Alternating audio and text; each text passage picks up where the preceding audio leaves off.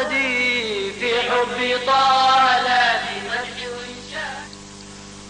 والآن بلما سيدنا عمر بلما كه نوي زيدي بن الخطاب أن يرك عفو عليكم كقرا سيدنا عمر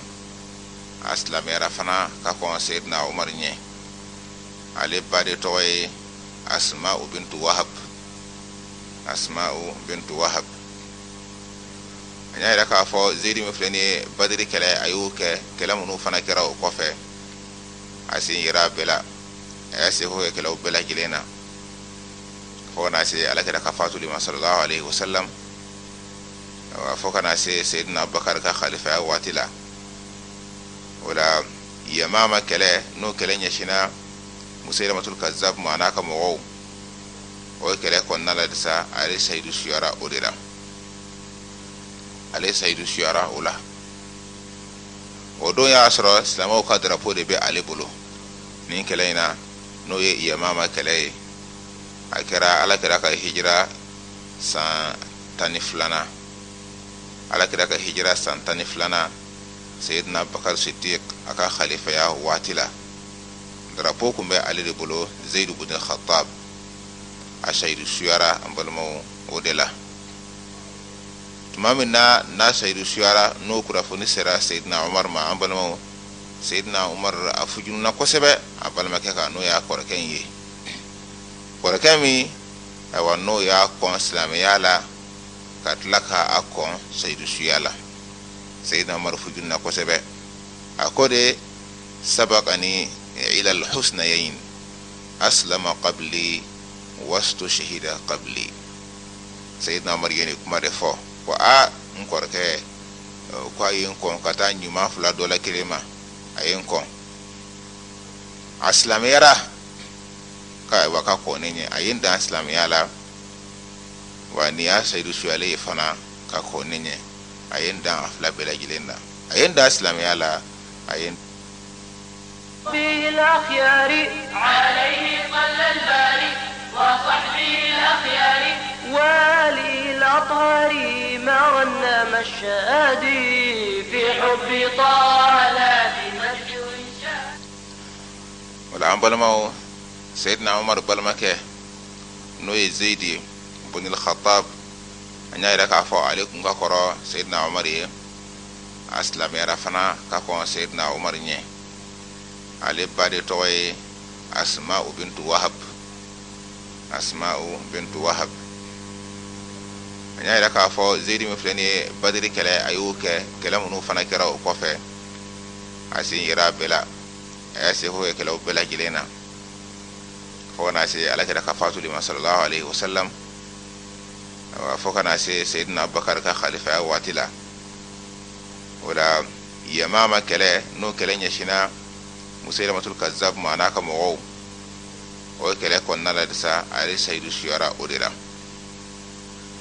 علي سيد الشيارة أولا ودون يا أسرى سلامو قدر بودي بي علي بلو نين كلاينا نو يماما كلا akira ala kira ka hijira san tani filana ala kira ka hijira san tani filana sayyidina bakar siddiq aka khalifa ya watila drapo kumbe ali de bolo zaid ibn khattab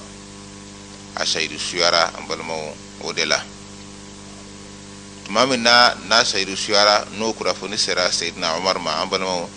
sayyidina umar afujunna kosebe abalma ke ka no ya korken yi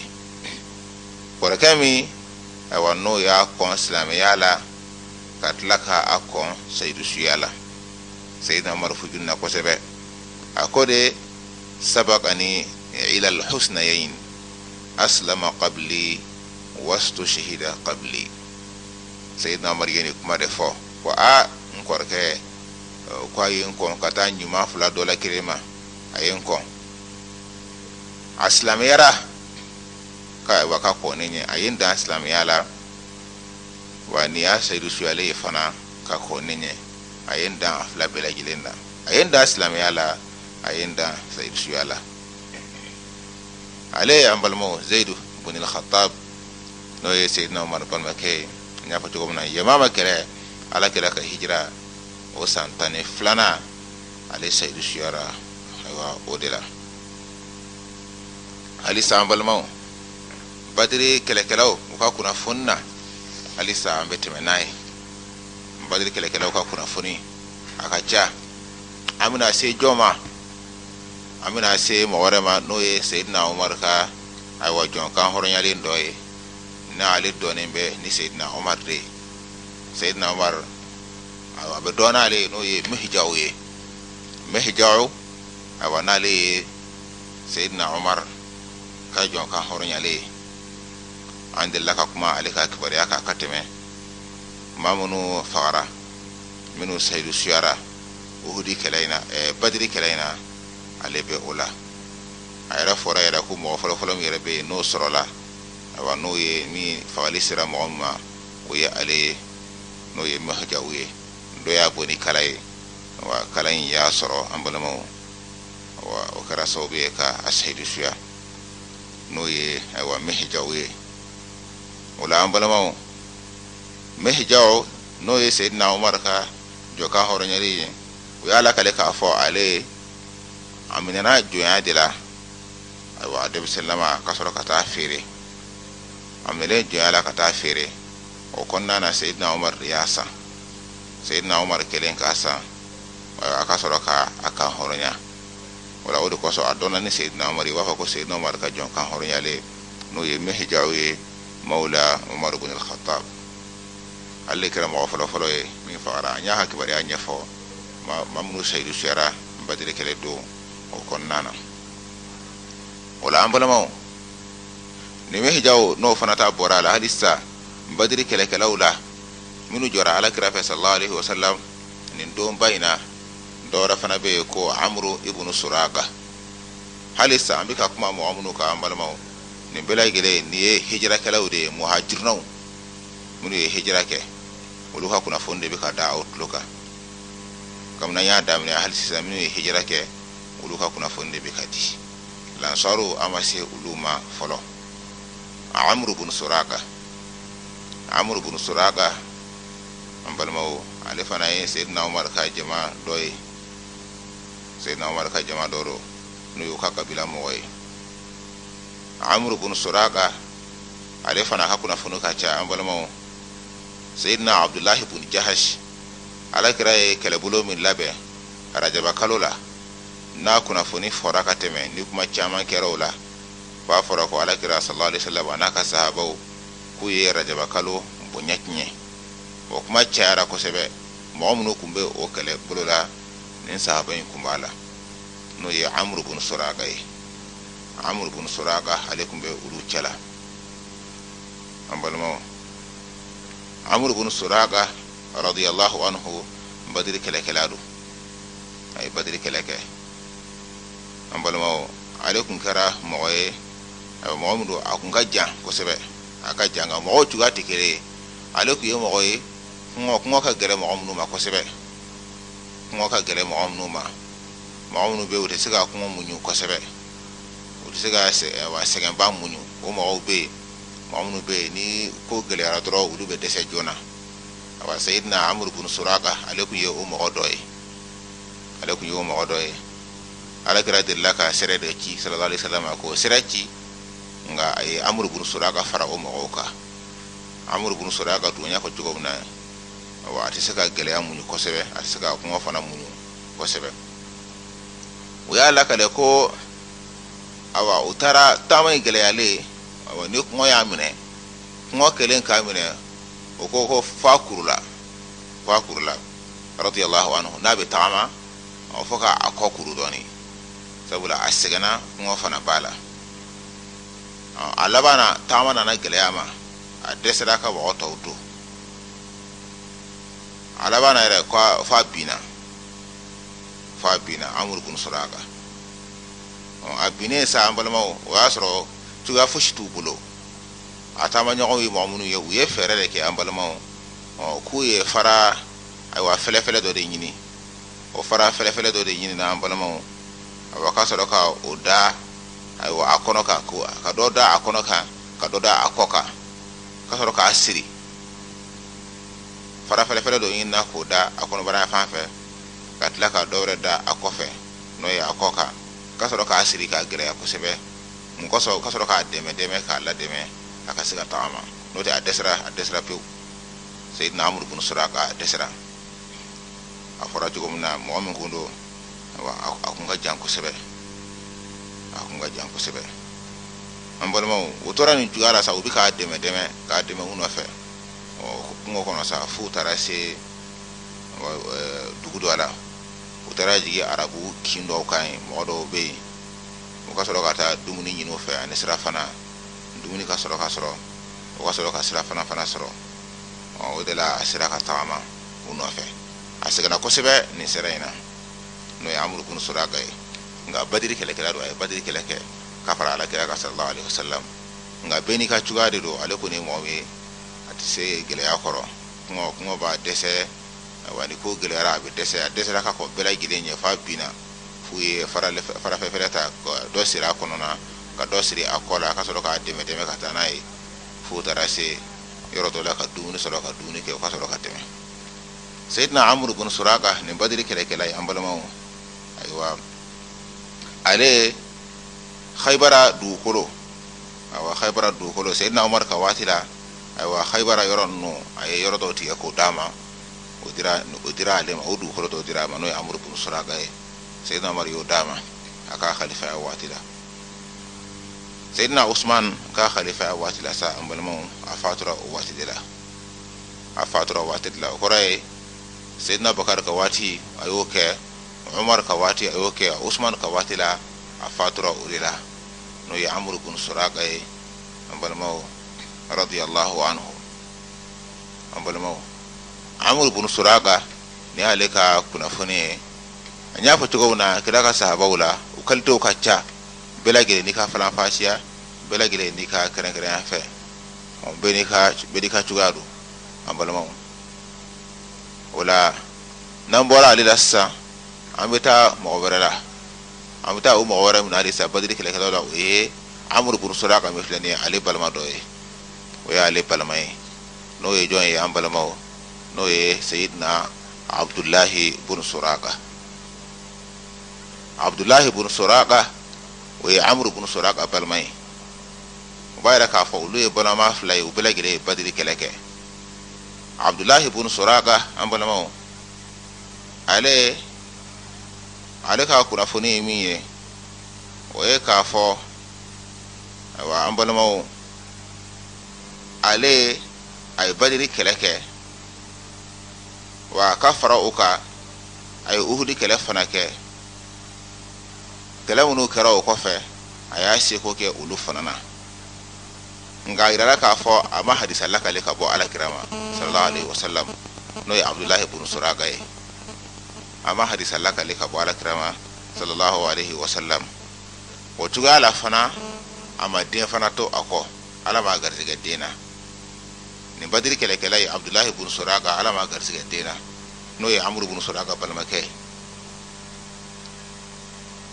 An balimaw, ale a sabatira a fɔra cogo min na, o ye k'a fɔ ayiwa Ala ma garizigɛ den na, a ma den to a kɔfɛ.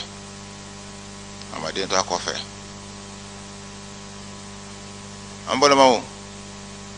o tɛmɛnen kɔfɛ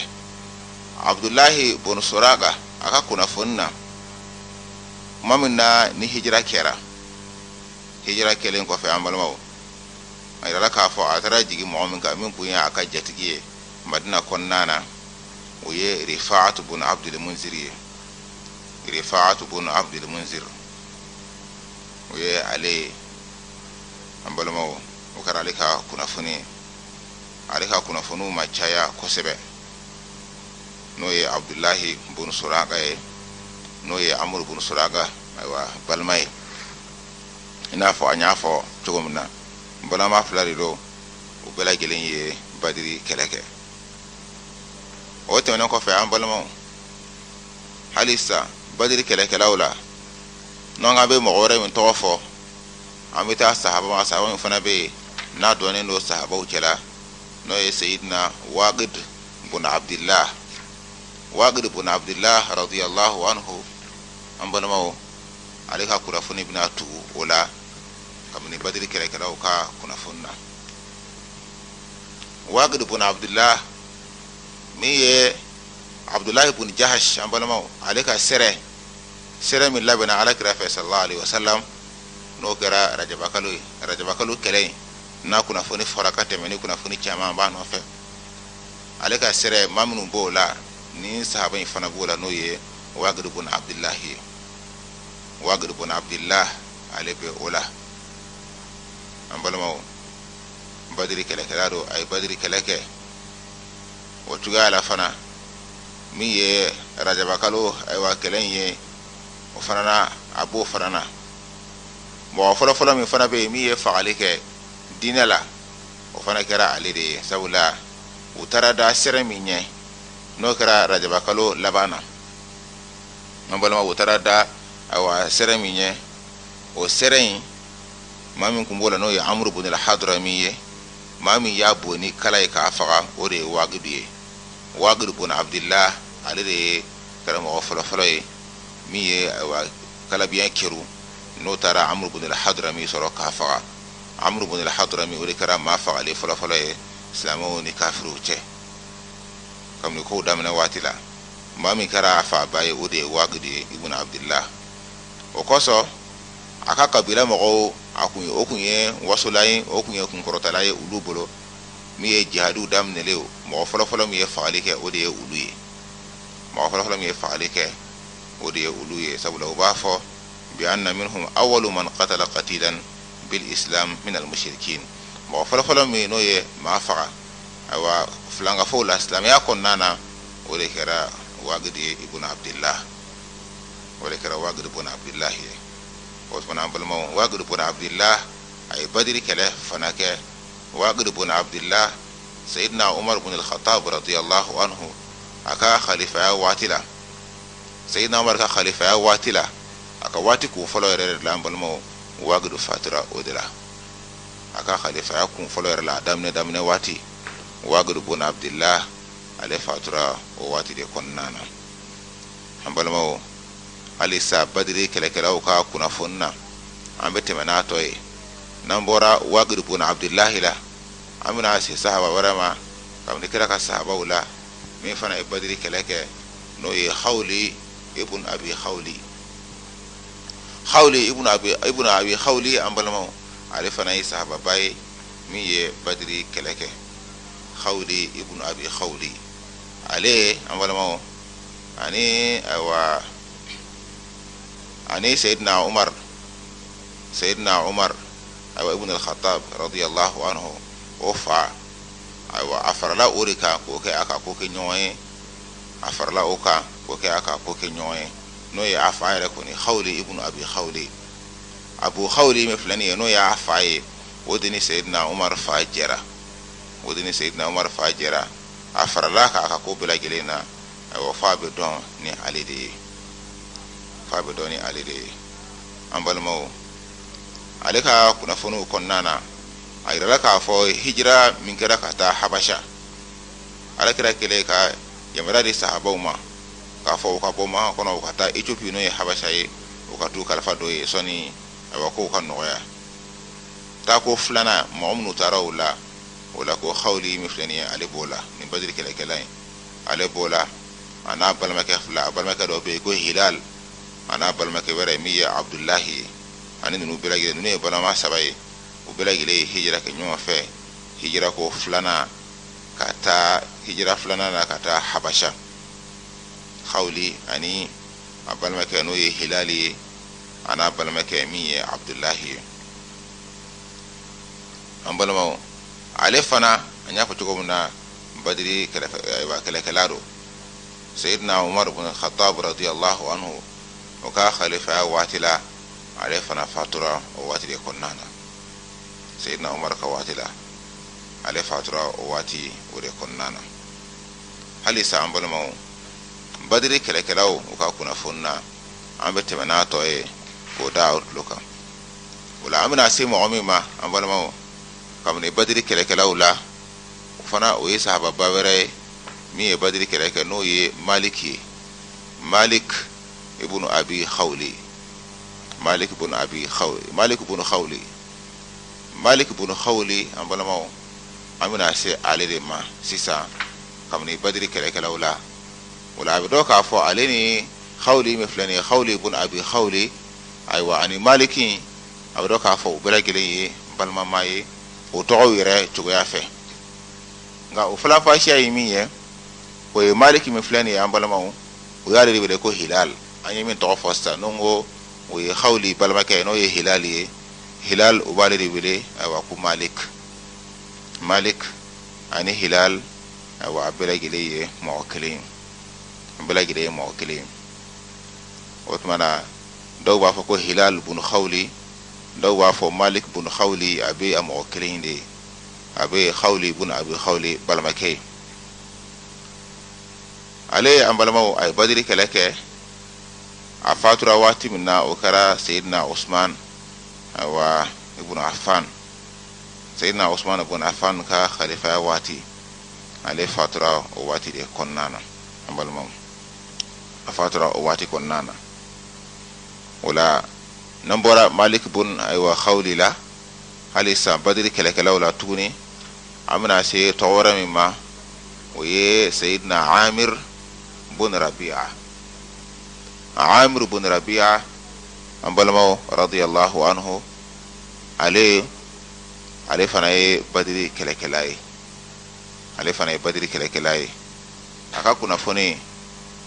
amina oda outlooka oye jumai ale mo folo munu kona kata islamiyama ale be jeti ula no ya amr ibn rabi'a ni badri kelekelai islamiyara kamni watu kun folola ay hijra ke kata habasha ale koni alina furu muso de taranyo fa ana muso de hijra ke nyo fa no ye layla bintu abi haythama wana furuta no ye amr ibn rabi'a ulide hijra ke nyo fa ka bo maka kata habasha o kofe hijra wati kata madina atlaka o hijra fanake wala be jeti hijra fla ke bagado hijra fla ayo bela jirenke habasha hijra ani madina hijra aya bela jirenke ay badiri kele fanake o ko tambe ka to foni rola ya ani kele munu kera badiri ko fe aya sego ke ni bela jirena wala ambalama mi amr ibn rabi'a alika kuna fono na tuguni ayirala ka fo alekun ye sayyidina umar jenyoy sayyidina umar ibn al-khattab radiyallahu anhu o kun ya aywa akun ya jenyoy akun be fara umar ka ko jamala min ye halisa ni sahaba kele ni badri kele kele ino ya amr ibn rabi'a sayyidina umar sandola sayyidina usman ibn affan sandola atatola hijila ay madina kalfa nima no ya amr ibn rabi'a sayyidina usman wa aye madina kalfama abotola kata maka kata hijike otugala ambalama ya la kale tuguni ka fo mi ya amriye mi flaniye sayyidina umar fa akun yake na fo ade akun ya de amine mu'minu geti ku ke udun ye jahiliya watila so ne sharia ka wuli ko nin ku ya doye amr ibn rabi'a sayyidina umar fa no ya al-khattab akun ya amr ka dinyi ko de ko so ku ba wele ko amr ibn al-khattab ko amr mi ya khattab de ku ba wele ni otoy fokran ayaji na ka fa ud'uhum li abaihim huwa aqsatu inda Allah wala talakirin ka ayaji ka fo ayedun wele ku to da u fauka wode tilelen be Allah taala yoro wala to ka soro ka yelama ka ke amr ibn rabi'a wala abura amr ibn al-khattab la khattab to boraka ka to ka afaire to da ka no ye rabi'a no ye amr ibn rabi'a halisa ambalama amr ibn rabi'a aka kuna funu wa adoye jumai aye hadisalla kale kabala kirama sallallahu alaihi wasallam aye hadisalla kale aywa jon kasiraka aye hadisalla kale abdullah ibn umar kasiraka abdullah ibn umar waye hadisalla kale kasiraka ani abdullah ibn zubair ani abu umama ani Abu Umama o n'a ɲɔgɔnnaw wa u bɛɛ lajɛlen u ye hadisa lakale ale ka sira kan. Amr ibn Rabi'a an balimaw ale kun ye mɔgɔ ye ani Sayyidina Usman kun ka di kosɛbɛ. Ayiwa tuguni Sayyidina Umar jɛɲɔgɔn de kun don ani Sayyidina Usman fana o fana kun ka di kosɛbɛ. An balimaw waati banna ni yɔrɔ la. Ne ya karafetigi Ibrahim Jiri a yɛrɛ k'a fɔ waati banna o la an bɛ bi taa bila yan. Ni Alahu Taala sɔnna ma min ye dɔ wɛrɛ ana tɛmɛ n'a tɔ ye halisa Badiri kɛlɛkɛlaw ka kunnafoniw na. An balimaw ni an kumalen ye mɔgɔ 62 de kan. Mɔgɔ 62 ni an kumalen ye o de kan kabini Badiri kɛlɛkɛlaw la. An nana jɔ sisan Amr ibn Rabi'a la a ka kunnafoni tɔw ni Alahu Taala sɔnna ma an bɛna o da o tulo kan waati nataw la. Maa min y'a dantigɛ k'a lase aw ma bamanankan na o y'aw denkɛ a n'a badenkɛ Sidi Ture. Ni an ka sigida 322 de ye. Wassalamu alaikum wa rahmatullahi ta'ala wa barakatuhu. وحده قدوتي بين العباد